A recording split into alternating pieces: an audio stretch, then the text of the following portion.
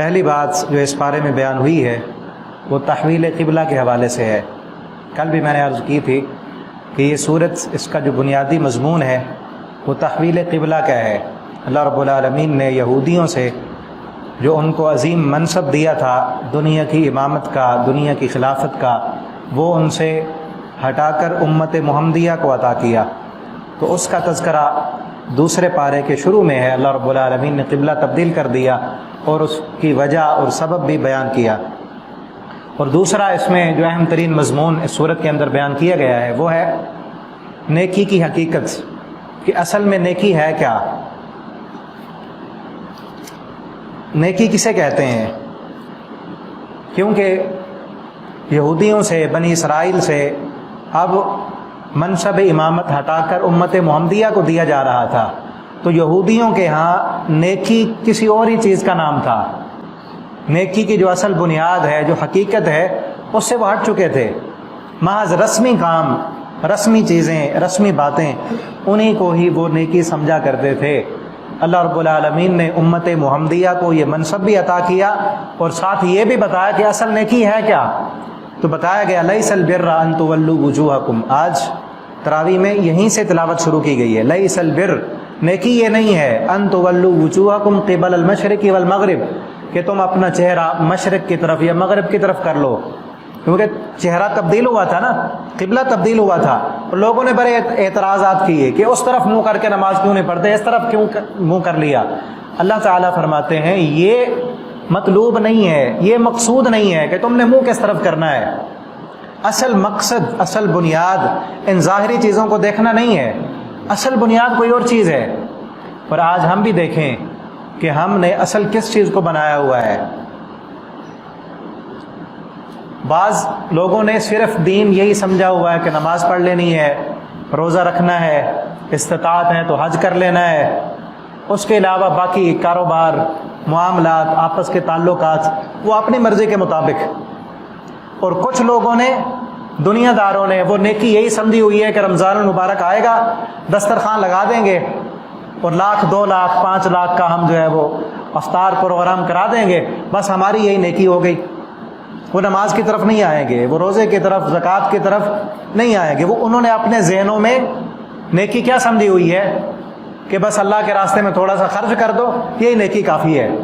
کچھ لوگوں نے سمجھا ہوا ہے کہ بس سال کے بعد حج کر لیں گے تو یہی کافی ہو جائے گا ہمارے لیے۔ کچھ نے یہ سمجھ لیا کہ سال کے بعد میلاد منا لیں گے، پروگرام کر لیں گے، 5 10 15 دیگیں پکا کر ہمارے بیڑے پار ہیں۔ تو یہ ظاہری چیزیں، یہ نیکی نہیں ہے، یہ بنیاد نہیں ہے۔ اللہ تعالیٰ فرماتے ہیں وَلَكِنَّ الْبِرَّ، نیکی یہ ہے۔ نیکی کیا ہے؟ اصل حقیقت نیکی کی کیا ہے؟ من آمن باللہ، سب سے پہلی اور بنیادی چیز نیکی میں یہ شرط ہے، نیکی اسی بندے کی قبول ہوگی من آمن باللہ، جس کا ایمان اللہ پر ٹھیک ہوگا، جس نے اللہ کو ویسے مانا جیسے اللہ رب العالمین نے منوایا ہے، اللہ کو ماننے کا جیسے حق ہے۔ من آمن باللہ والیوم الآخر، جس کا اللہ پر ایمان ہے، آخرت کے دن پر ایمان ہے، والملائکہ، فرشتوں پر ایمان ہے، والکتاب، اور اللہ کی کتابوں پر ایمان ہے، والنبیین، اور اللہ کے نبیوں پر ایمان ہے، اور پھر وآت المال علی حبہ، اور وہ دے اپنا مال، وہ اپنا مال دے کب؟ علی حبہ، جب مال سے محبت ہو۔ یہ نہیں کہ کروڑوں پڑے ہوئے 1,00,000 اس نے دے دیا، کیا فرق پڑا اسے؟ اس وقت اپنا مال دے جب مال سے شدید محبت ہو، خود کو ضرورت ہے، اس وقت دے۔ اس کو نا اگلے آخری پارے میں، 30ویں پارے میں ایک مشکل ترین گھاٹی سے تعبیر کیا گیا، فک رقبہ او اطعام فی یوم ذی مسغبہ یتیما ذا مقربہ، کہ بہت بڑی طویل گھاٹی ہے جس کو عبور کرنا ہے، ورنہ، اور چوتھے پارے کے شروع میں کہا گیا لن تنالوا البر حتی تنفقوا مما تحبون، تم نیکی تک پہنچ نہیں سکتے جب تک تم وہ نہ خرچ کرو جس سے تمہیں محبت ہے۔ اور ابو بکر صدیق رضی اللہ تعالیٰ عنہ ان دنوں میں کہ جب مال سے شدید محبت تھی، کاروبار نہیں تھے، ہر طرف مفلسی اور قلاشی تھی، اپنا مال اٹھا اٹھا کر کہاں خرچ کر رہے تھے؟ اسلام کے شروع کے ادوار میں مظلوم غلاموں پر، کہ جن غلاموں نے اسلام قبول کر لیا تھا اور ان کے آقا ان پر ظلم ڈھاتے تھے، ان پر مال خرچ کر کے ان کو آزاد کرایا۔ کہ نیکی اس بات کا نام ہے کہ اپنا مال کی محبت نکال دو دل سے. اگر مال کی محبت ہے اور تم یہ بھی کہتے ہو کہ مومن ہیں ہم، پھر یہ بات تمہاری درست نہیں ہے. مومن کے دل میں سب سے زیادہ محبت اللہ رب العالمین کی ہوتی ہے. وہ اللہ کی خاطر مال بھی دے دیتا ہے، اللہ کی خاطر اپنا وقت بھی قربان کرتا ہے، اللہ کی خاطر اپنا سب کچھ چھوڑنے کے لیے تیار ہوتا ہے. تو نیکی کی حقیقت کیا ہے کہ اپنے دل میں سب سے زیادہ محبت اللہ رب العالمین سے، اللہ کی کتابوں پر، اللہ کے ملائکہ پر، فرشتوں پر ایمان. اور پھر آگے اسی بارے میں کہا گیا ہے ادخلوا فی السلم کافہ، اسلام میں پورے کے پورے داخل ہو جاؤ. چند چیزیں پکڑ لینا اسلام نہیں ہے، ٹھیک ہے نا. چند چیزوں پر عمل کرنا جو آسان لگیں وہ اسلام نہیں. اسلام میں داخل ہونا ہے، پورے کے پورے داخل ہو جاؤ، تب تمہاری نیکی قبول ہوگی. ذوی القربہ، اور مال کن کو دینا ہے؟ ذوی القربہ، قریبی رشتہ داروں کو، یتیموں کو، والمساکین، مسکینوں کو، وابن السبیل، مسافروں کو، والسائلین، اور مانگنے والوں کو، وفی الرقاب، اور غلاموں کو آزاد کرانے میں، واقام الصلاۃ، پھر یہ کام کر کے پھر نماز پڑھنی ہے. کچھ لوگوں نے صرف یہی سمجھ لیا کہ مال خرچ کر لینا ہے تو ہماری نیکی پکی ہے. نہیں، پھر یہ کام کرنے کے بعد پھر واقام الصلاۃ، نماز بھی قائم کرنی ہے، زکوٰۃ بھی دینی ہے. والموفون بعہدہم اذا عاہدوا، جب بھی تم کوئی وعدہ کرو، معاہدہ کرو، ان وعدوں کو پورا کرنا ہے. کئی نمازی حضرات، دیندار، روزے دار، وعدے کر کے پھر مکر جاتے ہیں، بات کر کے پھر اپنی بات سے ہٹ گیا، یہ کوئی نیکی نہیں. اور پھر والصابرین، نیکی اصل یہ ہے کہ صبر کرو اللہ کے راستے میں. اسلام قبول کیا ہے، نماز پڑھ رہے ہو، زکوٰۃ دے رہے ہو، جتنے بھی مشکلات آئیں، تکلیفیں آئیں، پریشانیاں آئیں، ان پر صبر کرتے جاؤ. فی البأساء والضراء، تنگی میں، تکلیفوں میں، وحین البأس، اور میدان جنگ میں، اللہ کے راستے میں لڑتے ہوئے میدان جنگ میں صبر کرنا ہے. اولئک الذین صدقوا، اللہ فرماتے یہی لوگ، ان کا ایمان سچا ہے، اپنے ایمان میں یہ لوگ سچے ہیں. واولئک هم المتقون، اور یہی لوگ متقی ہیں. یہ نیکی کی حقیقت بتائی گئی.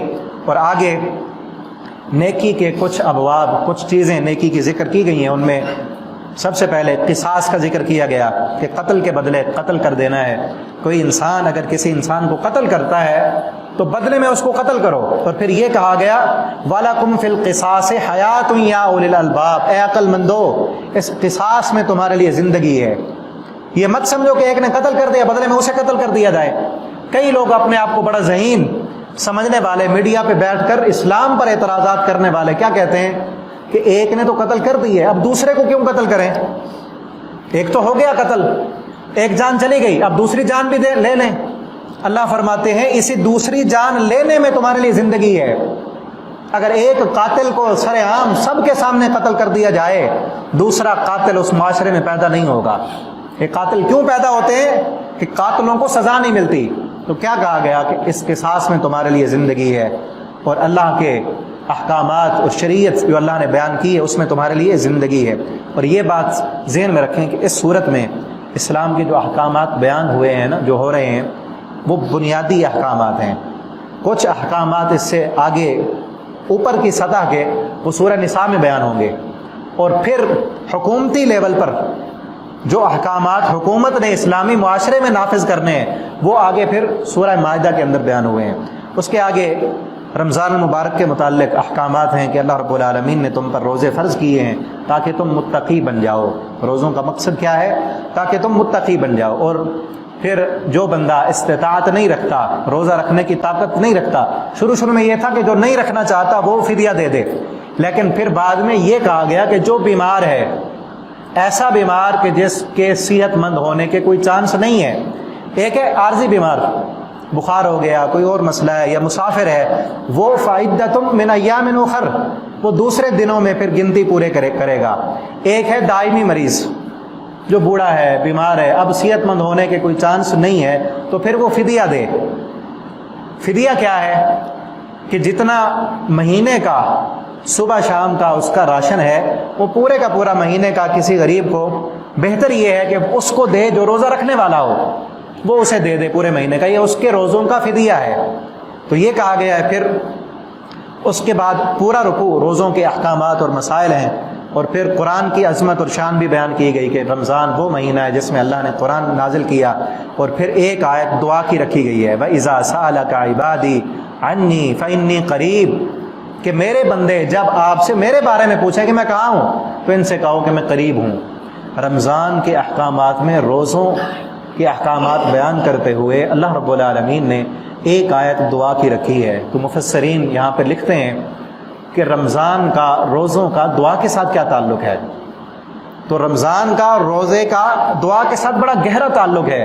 وہ یہ ہے کہ جب روزے رکھ کر اللہ رب العالمین کا بندہ اس قدر فرما بردار بن جاتا ہے کہ حلال بھی اللہ کے کہنے پر اس نے چھوڑ دیا ہے، حرام تو حرام، حلال کھانا حلال، پینا حلال، بیوی حلال، اللہ کے حکم پر حلال کو چھوڑ دیا، اپنے آپ کو اس قدر اللہ کے قریب کر لیا، تو اللہ فرماتے ہیں اب جو بھی مانگے گا روزے دار میں اس کی دعا کو کبھی رد نہیں کروں گا۔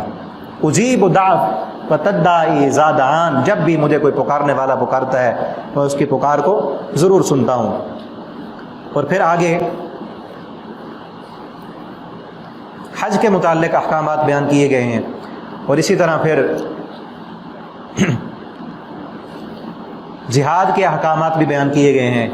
اور بعض لوگ اعتراضات کرتے ہیں کیونکہ یہاں پر جو احکام جہاد کے متعلق بیان ہو رہے ہیں نا، یہ اس وقت کے ہیں کہ جب مشرکین مکہ نے شروع میں مسلمانوں پر ظلم کیے، زیادتیاں کی، غلاموں کو مارا پیٹا، اور کئی سالوں تک 13 سال تک مسلمان مدینہ کے اندر ظلم اور بربریت برداشت کرتے رہے۔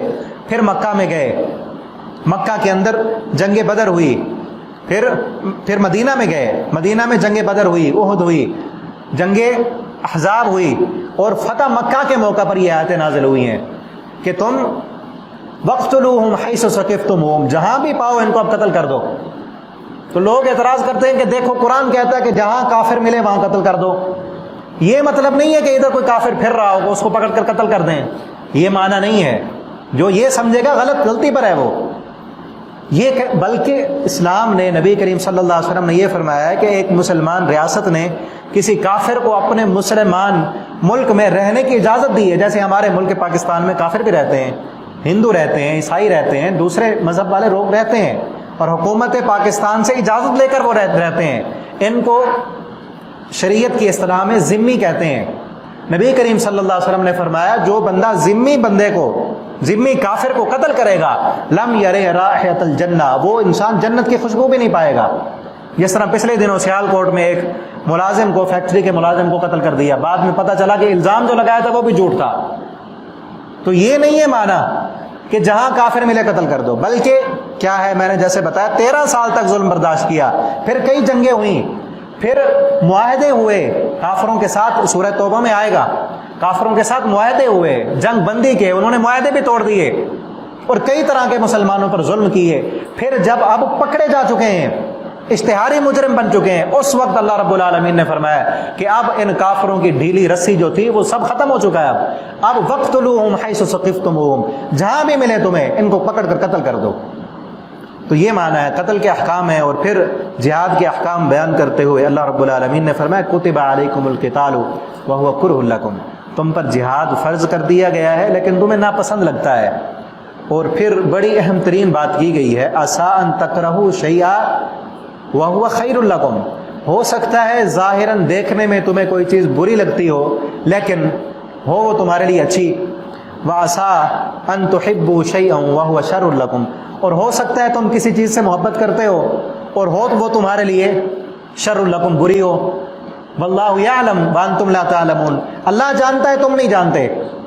تو اللہ کے فیصلوں پر راضی رہنے کے لیے اس آیت پر غور کرنا لازمی ہے۔ کبھی یہ مت کہا کریں کہ میں تو یہ چاہتا تھا ایسے ہو جائے، میرے ساتھ ایسے کیوں نہیں ہوا، میں نے تو فلاں چیز مانگی تھی کیوں نہیں ملی۔ اللہ رب العالمین جو ہم سے بھی زیادہ خیر خواہ ہیں، ہمارے باپ سے، ماں سے 99 گنا زیادہ محبت کرنے والی ذات۔ ہماری ماں کبھی ہمارے لیے غلط تو نہیں سوچتی نا، ماں اگر بچے کو کوئی کڑوی دوائی پلاتی ہے تو اسی کا فائدہ ہوتا ہے۔ تو اللہ رب العالمین اگر ہماری زندگی میں کوئی کڑوے فیصلے اگر ہمیں لگتے ہیں، ہمیں اچھا نہیں لگ رہا ہوتا، تو ہم یہ اس آیت پر غور کریں، واللہ یعلم، اللہ جانتا ہے کہ ہمارے اس کام میں کوئی بھلائی ہوگی جو ہمیں سمجھ نہیں آ رہی، اگر اللہ نے میری فلاں خواہش کو، فلاں دعا کو پورا نہیں کیا، فلاں چیز مجھے نہیں عطا کی، تو اس میں اللہ کی کوئی حکمت ہے۔ اور اگر یہ کام اللہ نے جس کام میں مجھے لگا دیا ہے، مجھے اگر مشکل لگ رہا ہے، ہو سکتا ہے اسی میں میرے لیے بہتری ہو۔ تو اس چیز کو، اس آیت کو اپنے ذہن میں رکھیں۔ اور آگے شراب کے متعلق بنیادی احکام شروع میں، یسألونک عن الخمر والمیسر، یہ شراب اور جوے کے بارے میں تم سے پوچھتے ہیں، ان سے کہو کہ اس میں فائدہ کم ہے اور نقصان زیادہ ہے، فائدہ کم ہے، نقصان زیادہ ہے۔ اور یہ بنیادی چیز تھی شروع میں۔ پھر بعد میں آگے جا کر سورہ مائدہ میں کہا گیا کہ اس سے، جوے سے، شراب سے بالکل رک جاؤ، وہاں پر قطعی احکامات نازل کیے گئے۔ دوسری چیز، یہ پہلی چیز اس بارے میں تھی کہ نیکی کی حقیقت اور نیکی کے کچھ ابواب، کچھ باتیں۔ دوسری چیز، نکاح کے متعلق بنیادی چیز بیان کی گئی ہے کہ تم نے جس سے نکاح کرنا ہے، کیونکہ اسلامی معاشرے کی بنیاد نکاح ہے، نکاح کے لیے کس چیز کو بنیاد بنانا ہے وہ بتایا گیا ہے کہ تم نے نکاح کے لیے کیا کرنا ہے، وَلَا تَنكِحُوا الْمُشْرِكَاتِ، مشرکہ عورت سے کبھی نکاح نہیں کرنا، حَتَّى يُؤْمِنَّا، یہاں تک کہ وہ مومن بن جائے، وَلَأَمَةٌ مُؤْمِنَةٌ خَيْرٌ مِّن مُشْرِكَةٍ، ایک اگر لونڈی، غلام، وہ عورت تمہیں ملتی ہے اور تم سمجھتے ہو اس کے پاس کیا ہے، اس کے پاس وہ دولت نہیں، حسن نہیں، کوئی خاندان نہیں، وہ تمہارے لیے بہتر ہے اگر وہ مومنہ ہے، اور پھر تم اپنی بیٹی کا، اپنی بہن کا، کسی مسلمان عورت کا، مومنہ کا نکاح کسی مشرک مرد کے ساتھ نہ کرو، اس سے بہتر ہے کسی غلام کے ساتھ کر دو۔ تو آج ہمیں چاہیے کہ ہم اپنے نکاح اپنے بچوں کے دین کی بنیاد پر، ایمان کی بنیاد پر کریں۔ نبی کریم صلی اللہ علیہ وسلم کا فرمان ہے، آپ صلی اللہ علیہ وسلم نے فرمایا تنکح المرأۃ لأربع، عورت سے 4 چیزوں کی بنیاد پر نکاح کیا جاتا ہے، لمالها ولحسبها ولجمالها ولدینها، اس کے مال کی وجہ سے نکاح کیا جاتا ہے، اس کے حسن کی وجہ سے اس سے نکاح کیا جاتا ہے، اس کے خاندان برادری کی وجہ سے نکاح کیا جاتا ہے، اور اس کے دین، اخلاق، ایمان کی وجہ سے نکاح کیا جاتا ہے۔ آپ صلی اللہ علیہ وسلم نے فرمایا فاظفر بذات الدین، تم نے دین کو ترجیح دینی ہے، اور اگر دین کے ساتھ حسن بھی ہے، خاندان بھی ہے، مال بھی ہے تو پھر ٹھیک ہے۔ اگر یہ چیز نہیں ہے، ایمان نہیں ہے، دین نہیں ہے، اخلاق نہیں ہے، باقی ساری چیزیں ہیں، تو کوئی فائدہ نہیں ہے۔ سب سے بڑی چیز ایمان ہے، تو ایمان کو بنیاد بنانا ہے۔ کسی مشرک کے ساتھ، کافر کے ساتھ، بے دین کے ساتھ آپ اپنی بیٹی دو گے، کل کو وہ بے دینی والے مشرکانہ کام کرے گی، اور آگے جو نسل آئے گی وہ بھی اسی لائن پر جائے گی، اور پھر آگے سارا خاندان بگڑ جائے گا۔ اس لیے بنیادی چیز بتائی گئی ہے کہ مومن کو ایمان کو ترجیح دینی چاہیے۔ اور پھر تیسری چیز، اس صورت کے اندر خواتین کے احکامات بیان کیے گئے ہیں، اور ان کے، عورتوں کے حقوق بیان کیے گئے ہیں۔ اگر عورتیں اس پر غور کریں، خصوصاً وہ عورتیں جو دین سے بالکل دور اور مغربی تنظیموں کے ہتھے چڑھ کر روڈوں پہ کھڑی ہو کے اپنے حقوق مانگتی ہیں، وہ قرآن پر غور کریں۔ یہ آیتیں جو یہاں پر بیان ہوئی ہیں، اور خصوصاً سورہ نساء کے اندر جو اللہ رب العالمین نے احکامات عورتوں کو دیے ہیں، اور اسلام سے پہلے جو حشر تھا عورتوں کا، اور اسلام نے آ کر کہاں لا کر کھڑا کر دیا ہے، تو انہیں بتایا گیا وَيَسْأَلُونَكَ عَنِ الْمَحِيضِ، کہ آپ سے یہ حیض کے بارے میں سوال کرتے ہیں۔ دور جاہلیت میں کیا تھا، عورتوں پر ظلم تھا کہ اگر کسی عورت کو مینسز آتے، حیض آتا، تو وہ اس سے بالکل کٹ آف ہو جاتے۔ آپ سیرت تاریخ پڑھ کر دیکھیں، اس عورت کے لیے الگ سے کمرے بنائے ہوئے ہوتے تھے انہوں نے، جنگلوں میں، ویرانوں میں، اس عورت کو وہاں چھوڑ دیتے، کئی دنوں تک اپنے ایام وہ وہاں گزارتی، کوئی ان کے ساتھ کھاتا پیتا نہیں تھا، کوئی ان کو سلام نہیں کرتا تھا، اور جس عورت کا خامند فوت ہو جاتا اسے منحوس سمجھا جاتا تھا، اور اس کا کسی اور جگہ پر نکاح نہیں ہوتا تھا۔ اللہ رب العالمین نے کہا کہ یہ تمہاری طرح انسان ہی ہے، حیض آ گیا تو پھر کیا ہے، اس میں کیا کرنا ہے، قل هو اذن فاعتزلوا النساء، یہ ایک تکلیف ہے، فاعتزلوا النساء، تم عورتوں سے الگ رہو، ازدواجی تعلق، خامند بیوی کا تعلق، اس سے الگ رہو، اور پھر باقی معاملات، وہ کھانا بھی پکا سکتی ہے، گھر میں بھی رہ سکتی ہے، پورے وہ روٹین کے کام کرے گی، کوئی اس میں مسئلہ نہیں ہے۔ عبادت میں یہ ہے کہ وہ نماز نہیں پڑھے گی، نماز کی معافی ہے، اور روزہ بھی نہیں رکھے گی، لیکن روزے کی بعد میں قضا دے گی۔ اور اسی طرح ایک اور عورتوں پر ظلم تھا کہ عورتوں سے ایلا کیا جاتا تھا۔ ایلا کہتے ہیں کہ خامند اپنی بیوی کے قریب جانے سے قسم اٹھا لے کہ میں تیرے پاس نہیں آؤں گا۔ اور پھر یہ دور جاہلیت میں جو ایلا تھا، کوئی خامند اپنی بیوی سے ناراض ہے، کئی شادیاں ہوتی تھیں ان کی، کسی بیوی سے غصہ ہوا، ناراض ہوا، اس سے کہا میں تیرے پاس نہیں آؤں گا، اور پھر سال گزر گیا، 2 سال گزر گئے، 5 سال گزر گئے، نہ اس کے قریب جاتا ہے، نہ اس کے حقوق ادا کرتا ہے، نہ اس کو طلاق دیتا ہے، اور پھر اس کی اصلاح کرتے ہوئے اسلام نے کیا احکام نازل کیے؟ للذین یؤلون من نسائہم تربص 4 اشہر، اب جو لوگ عورتوں سے الا کرتے ہیں 4 مہینے تک مہلت ہے، 4 مہینے تک الگ رہ سکتے ہیں، اپنا غصہ اس کا اظہار کر سکتے ہیں، اس کے بعد اس سے کھڑا کیا جائے گا، پوچھا جائے گا خامن سے، اپنے بیوی بنا کے رکھتا ہے اس کے پاس، اپنے پاس حقوق ادا کرے گا تو تیری بیوی ہے، ورنہ پھر اس کو آزاد کر دے، طلاق دے دے۔ اور اسی طرح ایک اور ظلم تھا عورتوں پر کہ بار بار خامن عورتوں کو طلاق دیتے تھے اور رجوع کر لیتے تھے، غصہ ہوا طلاق دی، پھر عدت میں رجوع کر لیا، پھر غصہ آیا طلاق دے دی، پھر رجوع کر لیا، کھیل بنایا ہوا تھا۔ اسلام نے آ کر اس کو ختم کیا، فرمایا الطلاق مرتان، اب طلاق 2 دفعہ ہے، وہ طلاق جس میں خامن کو رجوع کرنے کا حق ہے وہ 2 دفعہ ہے، اور طلاق دینے کا جو شرعی طریقہ ہے ہمارے ہاں اس میں بڑا اختلاف پایا جاتا ہے، اور کسی کو جو ہے نا طلاق، کوئی انسان ایسا نہیں ملتا جس نے شرعی طریقے کے مطابق طلاق دی ہو۔ طلاق دینے کا جو سنت طریقہ ہے وہ یہ ہے کہ عورت کو طہر کی حالت میں، جب اس کو مینسز نہ ہو اور اس طہر کی حالت میں خامد نے اس کے ساتھ تعلق بھی قائم نہ کیا ہو، اس وقت طلاق دے، اور وہ حاملہ بھی نہ ہو، اب تو کیا ہوتا ہے، غصہ آیا، بس پتہ نہیں کس حال میں کیا ہے، اور طلاق بھگا دیا، پھر بعد میں پھر رہے ہوتے ہیں، اس وقت طلاق دینی۔ اور پھر طلاق دینے کے بعد کیا ہے، عورت کی عدت بھی مختلف ہے، ایک ہے جس عورت کو طلاق دی گئی اور وہ حمل والی ہے، اس کی عدت وضع حمل ہے، جب تک اس کا بچہ پیدا نہیں ہوتا اس کا خامد حق رکھتا ہے اسے اپنے پاس اس کے ساتھ رجوع کر لے، اور اگر وہ رجوع نہیں کرتا، جیسے اس کا بچہ پیدا ہوگا وہ کہیں اور جا کے نکاح کر سکتی ہے، اور اگر خامد نے ایک ہی طلاق دی ہوئی ہے تو اسی خامد کے ساتھ دوبارہ نکاح بھی ہو سکتا ہے، اور اگر عورت حمل والی نہیں ہے تو اس کی عدت 3 قروء، یہاں پہ بیان ہوئی ہے 3 حیض، اور ایسی عورت جس کو مینسز کا کوئی پرابلم ہے، اس کو حیض نہیں آتا، تو اس کے 3 مہینے، اس کی عدت 3 مہینے ہے۔ اور آگے پھر 2-3 رکوع آگے بیان ہوا ہے ایسی عورت جس کے ساتھ نکاح ہوا ہے لیکن اس کی رخصتی نہیں ہوئی، شادی نہیں ہوئی، نکاح ہوا تھا صرف، نکاح کے بعد مرد نے طلاق دے دی، تو اس کی عدت کچھ بھی نہیں ہے، اس کی کوئی عدت نہیں ہے، لیکن اس کو حق مہر دے گا خامند، آدھا حق مہر اس کا وہ ذکر کیا گیا ہے۔ اور اسی طرح آگے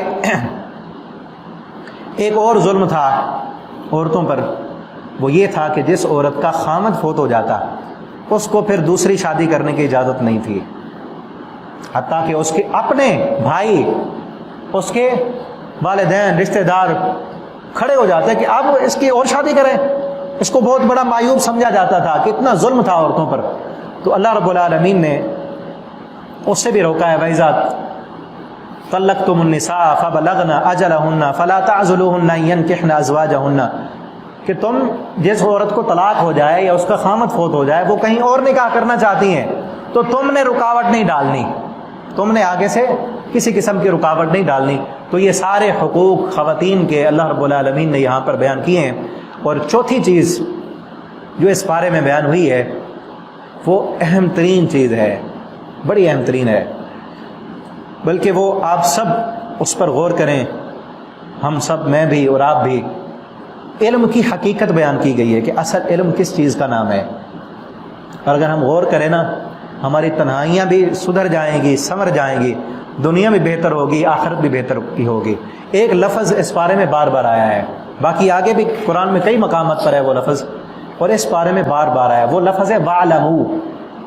وَاعْلَمُوا امر کا صیغہ ہے، اس کا معنی ہے تم سب جان لو، تم سب علم حاصل کرو، تم سب علم حاصل کرو۔ 5-6 دفعہ آیا ہے یہاں پر اس صورت میں، وَاعْلَمُوا، علم حاصل کرو، اور پھر آگے الفاظ بدل بدل کر آئے ہیں۔ کس چیز کا علم حاصل کریں؟ کس چیز کا علم حاصل کریں؟ اصل علم کیا ہے؟ تو اصل علم بتایا گیا ہے، وَاعْلَمُوا وَاتَّقُوا اللَّهَ وَاعْلَمُوا أَنَّ اللَّهَ مَعَ الْمُتَّقِينَ، اس بات کا علم حاصل کرو کہ اللہ کی مدد متقی لوگوں کے ساتھ ہے۔ جہاں پر روزوں کے احکام بیان ہوئے نا، وہاں پر فرمایا کہ روزہ متقی تاکہ تم بن جاؤ، اور اللہ کی مدد متقی لوگوں کے ساتھ ہے، اس بات کا علم تمہیں ہونا چاہیے۔ اور پھر آگے یہ کہا گیا وَاعْلَمُوا أَنَّ اللَّهَ شَدِيدُ الْعِقَابِ، اس بات کا علم حاصل کرو، اگر روزے نہیں رکھو گے، اگر حج نہیں کرو گے، اگر زکوٰۃ نہیں دو گے، نمازیں نہیں پڑھو گے، تو ان اللہ شدید العقاب، اس بات کا علم حاصل کر لو کہ اللہ سخت سزا دینے والا ہے۔ اور پھر آگے کہا گیا وَاعْلَمُوا أَنَّكُمْ إِلَيْهِ تُحْشَرُونَ، اس بات کا بھی علم حاصل کرو کہ انکم، تم سب نے، الیہ تحشرون، اسی کے پاس جانا ہے۔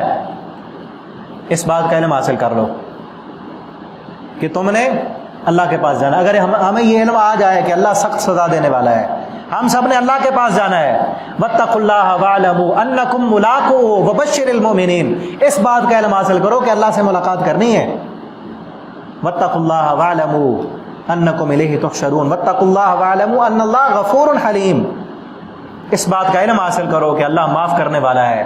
اور پھر یہ کہا گیا واتقوا اللہ واعلموا ان اللہ یعلم ما فی انفسکم، اس بات کا علم حاصل کرو کہ ان اللہ یعلم، اللہ جانتا ہے کیا، ما فی انفسکم، جو تم نے دلوں میں چھپایا ہوا ہے۔ اور یہ خواتین کے جو حقوق بیان ہوئے ہیں نا طلاق کے متعلق، کہ تم نے کس عورت کے ساتھ دھوکہ کیا ہے، کس کے ساتھ فراڈ کیا ہے، کس کو اس کے حقوق پورے نہیں دے رہے، دنیا والوں کی نظروں میں کیا کچھ تم نے چھپا کر اور لوگوں کے سامنے کیا ظاہر کیا ہوا ہے۔ ان اللہ یعلم ما فی انفسکم، جو دل میں چھپایا ہے لوگ نہیں جانتے، اس بات کا تمہیں علم ہونا چاہیے کہ وہ اللہ جانتا ہے۔ اگر یہ علم ہمیں آ جائے، ہمارے بچوں کے پاس آ جائے، تو پھر ہمیں کسی قسم کی پریشان ہونے کی ضرورت نہیں ہوگی کہ بچہ ہمارا موبائل پہ کیا دیکھتا ہے، یہ خراب تو نہیں ہو رہا، کسی چیز کو لاک لگانے کی، تالے میں رکھنے کی ضرورت نہیں ہوگی، اور ہماری تنہائیاں بھی سمر جائیں گی۔ اگر یہ علم آ جائے کہ اللہ ہمیں دیکھ رہا ہے، اللہ کی مدد ہمارے ساتھ ہے، جو ہم نے دل میں چھپایا ہے اللہ کو پتہ ہے، اور ہم سب نے اللہ کے پاس جانا ہے اور اپنی اس زندگی کا کیے ہوئے کاموں کا اللہ کے پاس جا کر حساب دینا ہے، اور وہ رب شدید العقاب ہے۔ تو میرے بھائیو دوستو، ان چیزوں کو سمجھیں، قرآن کے قریب ہوں، اللہ رب العالمین سے دعا کریں اللہ تعالی ہمیں قرآن کو پڑھنے کی، سمجھنے کی اور اس کے مطابق عمل کرنے کی توفیق دیں۔ یہ 4 چیزیں ہو گئی، اور 5ویں بات جو اس بارے میں بیان ہوئی ہے وہ ایک واقعہ بیان ہوا ہے طالوت کا۔ طالوت نامی ایک بادشاہ گزرا ہے جن میں حضرت داؤد علیہ السلام آئے تھے۔ ان کا واقعہ کہ انہوں نے ان کے جو لوگ تھے ان پر بڑا ظلم ہوتا تھا، کثیر تعداد میں تھے، لاکھوں میں۔ انہوں نے اللہ سے دعا کی کہ اللہ ہمیں کوئی بادشاہ دے جو مل کر اس ظالم قوم سے ہم جہاد کریں گے اور پھر ہمیں نجات ملے گی۔ ان کو اللہ تعالیٰ نے بادشاہ بھی عطا کیا، اور پھر کہا کہ جاؤ جہاد کرو۔ اور پھر راستے میں جہاد کے لیے جا رہے تھے تو تھوڑا سا ان کے لیے امتحان بھی تھا، وہ اس امتحان کا تذکرہ ہے کہ راستے میں جا رہے تھے تو طالوت نے کہا کہ یہ جو آگے نہر آ رہی ہے پانی کی، تم سب پیاسے ہو، یہاں سے پانی نہیں پینا، اگر پانی پی لو گے تو آگے فتح نہیں ملے گی۔ تو چند بندوں نے وہ اس سے رکے، باقی سب نے پانی پی لیا۔ تو پھر کیا ہوا، امتحان میں ناکام ہو گئے، اور پھر اصل ہوا یہ کہ داؤد نے قتل داؤد و جالوت، وہ جو آگے دشمن کی فوج تھی اس کا جو لیڈر تھا اس کو داؤد علیہ السلام نے قتل کر دیا۔ اللہ تعالیٰ نے بادشاہت بھی دی۔ اور یہاں بتانے کا مقصد یہ ہے کہ جس طرح کم من فئۃ قلیلۃ غلبت فئۃ کثیرۃ باذن اللہ، مسلمانوں کو تبلیغ کی جا رہی ہے کہ وہ کم تھے، آگے تعداد زیادہ تھی، آج تم کم ہو، مشرکین مکہ کی تعداد زیادہ ہے، تم ہمت نہ ہارو، کم من فئۃ قلیلۃ غلبت فئۃ کثیرۃ باذن اللہ۔ اگر ایمان پختہ ہو تو چند لوگ کثیر جماعتوں پر فتح یاب ہو جاتے ہیں۔